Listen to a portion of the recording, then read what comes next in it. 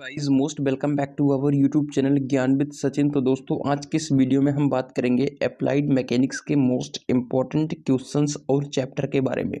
देखिए applied mechanics जो होता है वो सिविल और मैकेनिकल सेकंड सेमेस्टर में कॉमन है, तो इसे सिविल वाले बच्चे और मैकेनिकल वाले दोनों बच्चे पढ़ेंगे। तो आज के इस वीडियो में हम अप्लाइड मैकेनिक्स के चैप्टर वाइज सभी इंपॉर्टेंट क्वेश्चंस को बताएंगे और कौन सा चैप्टर सबसे ज़्यादा इंपॉर्टेंट है उसको भी बताएंगे।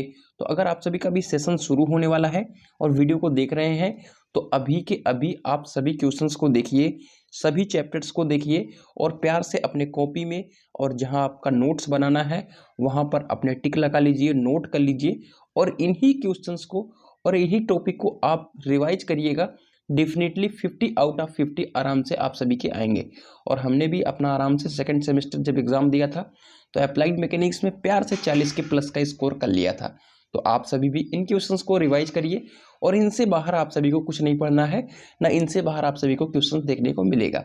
फिलहाल आप सभी के सेकंड सेमेस्टर सिविल और मैकेनिकल वालों के लिए नोट्स को प्रिपेयर कर लिया गया है। तो जो बच्चे फर्स्ट सेमेस्टर की तरह नोट्स को परचेज करना चाहते हैं वो आराम से नोट्स को परचेज भी कर सकते हैं। चलिए कंटिन्यू हो जाते हैं अपने इस वीडियो में। आप सभी को अप्लाइड मैकेनिक्स के पहले चैप्टर में इंट्रोडक्शन देखने को मिलेगा। इंट्रोडक्शन में जो सबसे ज़्यादा इम्पोर्टेंट होने वाला है वो है मैकेनिक्स की उपयोगिता बताइए, मतलब यांत्रिकी की परिभाषा बताइए और उसकी उपयोगिता बताइए। 5 नंबर में लगातार 4 से 5 सालों से पूछा जाने वाला क्वेश्चन है। देखिए अप्लाइड मैकेनिक्स जो है वो 5 नंबर में पूछा जाएगा, ठीक है। हर एक क्वेश्चंस में 3 क्वेश्चंस दिए होंगे जिसमें से 2 करने होंगे और 10 नंबर इस तरीके से होगा। तो इस तरीके के 5 सेट दिए होंगे और आपके पूरे 50 नंबर होंगे। प्रीवियस ईयर के सभी पेपर अगर आप सभी की इच्छा होगी कमेंट करेंगे तो 2014 से लेकर 2022 तक के सारे पेपर अपने पास अवेलेबल हैं अप्लाइड मैकेनिक्स के। तो 2014 से लेकर 2022 तक के सारे पेपर्स को मैं टेलीग्राम चैनल पर डाल दूंगा, वहां पर जाकर के आप सभी देख लेना, ठीक है। बाकी आप सभी को कमेंट करना पड़ेगा कि हाँ सर मुझे ज़रूरत है, देन मैं आप सभी के लिए डाल दूंगा। क्वेश्चन नंबर 2 है सदिश एवं अदिश राशि को परिभाषित कीजिए एवं उनमें अंतर स्पष्ट कीजिए, ठीक है। क्वेश्चन नंबर 2 हो गया आप सभी का। अब बात करते हैं क्वेश्चन नंबर 3 की तरफ। तो क्वेश्चन नंबर 3 है बल को परिभाषित करें तथा विशेषताओं का वर्णन करिए। बल को परिभाषित क्या, उसकी डिफिनीशन, उसके यूनिट्स आप सभी को लिखने हैं डिफरेंट टाइप के, ठीक है। एक बल से क्या डाइन, ठीक है। इस तरीके से आप सभी को फिलहाल जब मैं आप सभी को नोट्स दूंगा, ठीक है, अगर आप नोट्स परचेज करेंगे तो वहाँ पर आप सभी बिल्कुल प्यार से सब चीज़ों को देख पाएंगे। पिंड तथा दृढ़ पिंडों को समझाइए, ठीक है। ये आप सभी का क्वेश्चन नंबर 4 है। तो पहले चैप्टर में सिर्फ इतने ही क्वेश्चन थे, इससे बाहर आप सभी का न कभी पूछा गया है न कभी पूछा जाएगा। आगे बढ़ते हैं। चैप्टर नंबर 2 है बलों के नियम, ठीक है। तो इसे आप मोस्ट इंपॉर्टेंट चैप्टर के श्रेणी में भी आप सभी आराम से लिख लीजिएगा, ठीक है। ये मोस्ट इंपॉर्टेंट चैप्टर भी है। चैप्टर नंबर 2 कहता है पहला, विभिन्न प्रकार की बलों की प्रणालियां कौन कौन सी हैं उनका सचित्र वर्णन कीजिए, ठीक है। चलिए दूसरा नंबर है प्रिंसिपल ऑफ इक्विलिब्रियम, ठीक है, संतुलन का सिद्धांत को समझाइए। तीसरा क्वेश्चन है कि बलों की स्थानांतरणशीलता के सिद्धांत, प्रिंसिपल ऑफ ट्रांसमिसिबिलिटी को ऑफ फोर्सेज को समझाइए, ठीक है। तो ये क्वेश्चन है ना, ये बहुत ज़्यादा इंपॉर्टेंट है और इसी से आप सभी के न्यूमेरिकल भी सॉल्व होते हैं। अब आप कहेंगे कि न्यूमेरिकल नहीं आता, इसमें बिल्कुल आता है। 2 चैप्टर से आता है, एक चैप्टर है मशीन, दूसरा है आप सभी का बीम, ठीक है। बीम के क्वेश्चंस आते हैं। तो मैं एक पर्टिकुलर सेशन आप सभी के लिए लूंगा जिसमें आप सभी को बीम वगैरह के क्वेश्चंस में प्रोवाइड कर दूंगा, ठीक है। चलिए इतना हो गया आप सभी के। अगला है हमारा बलों के समांतर चतुर्भुज का नियम क्या है। बलों के त्रिभुज नियम के सिद्धांत को समझाइए। तो समांतर चतुर्भुज का नियम और त्रिभुज का नियम दोनों आप सभी को पढ़ लेना है। अगला क्वेश्चन नंबर 6 आता है लामी के प्रमेय का वर्णन करें, ठीक है। तो ये बहुत ज़्यादा इंपॉर्टेंट है।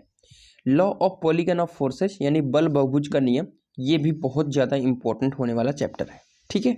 चलिए चैप्टर नंबर 3 है मोमेंट घूर्ण, ठीक है। तो ये भी बहुत ज़्यादा इंपॉर्टेंट चैप्टर है। पहला क्वेश्चन जो है वो है हमारा बलयुग्म तथा बलयुग्म के आघूर्ण को परिभाषित कीजिए।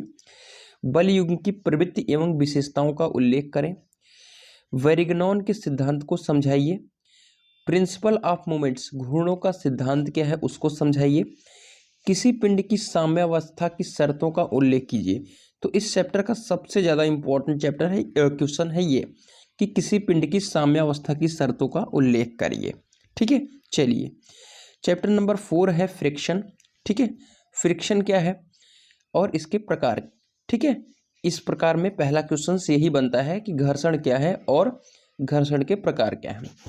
क्वेश्चन नंबर 2 है कि हमारे डेली लाइफ में फ्रिक्शन का क्या यूज है और इसके प्रॉफिट और लॉसेज बताओ। घर्षण के लाभ तथा हानि बताओ और इसके दैनिक जीवन में क्या उपयोगिता है।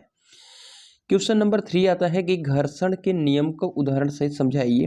ठीक है, और कुछ ऐसे पॉइंट्स हैं जिन पर आप सभी को बिल्कुल कंसीडर करना है और ये क्वेश्चंस ऐसे ही जिस तरीके से हमने लिखा है इसी तरीके से आते हैं और डिफरेंट चैप्टर से ऐसे कुछ पॉइंट्स उठा करके आपका 5 नंबर का क्वेश्चंस बना दिया जाता है, वो भी लास्ट क्वेश्चन।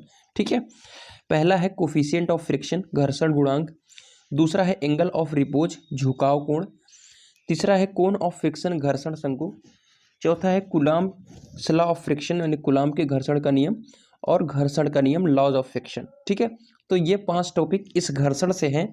ठीक है, जो आप सभी को दिए जाते हैं, तो ये डेफिनेटली पूछे जाने वाले क्वेश्चंस हैं। चैप्टर नंबर 5 है सेंटर ऑफ ग्रेविटी। ठीक है, चैप्टर नंबर 5 से सिर्फ एक ही क्वेश्चन है, गुरुत्व केंद्र तथा परिकेंद्र को परिभाषित करें।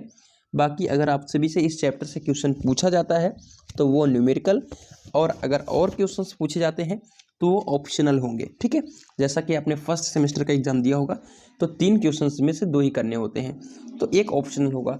तो ये ऑप्शनल वाला आपका सेंटर ऑफ ग्रेविटी से पूछा जाएगा, जिसे आप छोड़ देना। ठीक है, जो क्वेश्चंस मैं बता रहा हूँ अगर इतना आप सभी को डेफिनेटली 101% तैयार है तो इतना क्वेश्चन आप सभी के पूरे 50 नंबर में फाइट करेगा। ठीक है, अब जिस तरीके से मैंने बताया फ्रिक्शन में कुछ ऐसे टॉपिक दिए जाते हैं, उस तरीके से आपकी मशीन चैप्टर से भी टॉपिक दिए जाते हैं। कैसे हैं? पहला है बोझ, ठीक है, लोड। दूसरा है प्रयास, ठीक है, इन सब की डिफिनीशन को देना है। ठीक है, और जिसके क्या नाम है आपके कुछ फॉर्मूले बन रहे हैं उनको। ठीक है, अगला है यांत्रिक लाभ, मैकेनिकल एडवांटेज। वेगानुपात, वेलोसिटी रेशियो। इनपुट एनर्जी, दत्त ऊर्जा। आउटपुट एनर्जी, उपलब्ध ऊर्जा। और इफिशिएंसी ऑफ मशीन। ठीक है, तो इस तरीके से जैसे efficiency of machine MA upon V R, मतलब mechanical advantage upon velocity ratio. तो इस तरीके से आप सभी को सारी चीज़ों को रिप्रेजेंट करना है। फिलहाल नोट्स में आप सभी प्रॉपर तरीके से देख पाएंगे। आदर्श मशीन को परिभाषित करें, मशीन का सिद्धांत क्या है। ठीक है, क्वेश्चन नंबर 2 हमारा है।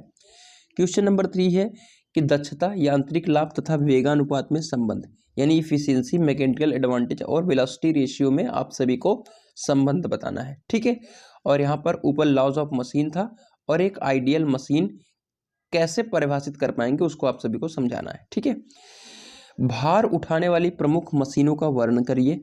ठीक है, यही चैप्टर ये जो क्वेश्चंस हैं 2-4, ठीक है, ये 5-5 नंबर के 2 सेट में आते हैं। ठीक है, ये पूरे 10 नंबर ही देकर जाएंगे।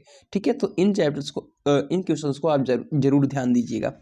लीवर बहुत कम पूछा जाता है, बट ये जो मैंने आप सभी को ये लगाया है ना, क्या नाम है आपका,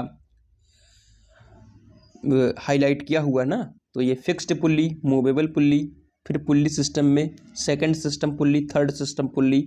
उसके बाद आपका ये क्वेश्चंस जो हैं, ठीक है, पहिया तथा धुरा, व्यासांतरी पहिया तथा धुरा, वर्म तथा वर्म पहिया, डिफरेंशियल स्क्रू जैक, रैक तथा पिनियन। ठीक है, ये बहुत ज़्यादा इंपॉर्टेंट है और ये आप सभी को मैंने बता दिया कि 10 नंबर में पूछे जाने वाले हैं 100-100%। ठीक है, तो जितने भी इंपॉर्टेंट क्वेश्चंस थे मैंने आप सभी को आज के इस वीडियो में गिना दिए हैं। कैसी लगी इन्फॉर्मेशन, कैसा लगा वीडियो, ज़रूर बताइएगा कमेंट करके। और चैनल पर विजिट किए हैं पहली बार तो चैनल को सब्सक्राइब करके बेल आइकन को प्रेस कीजिए। मिलते हैं एक नई वीडियो के साथ, तब तक के लिए good bye, tata, love you all.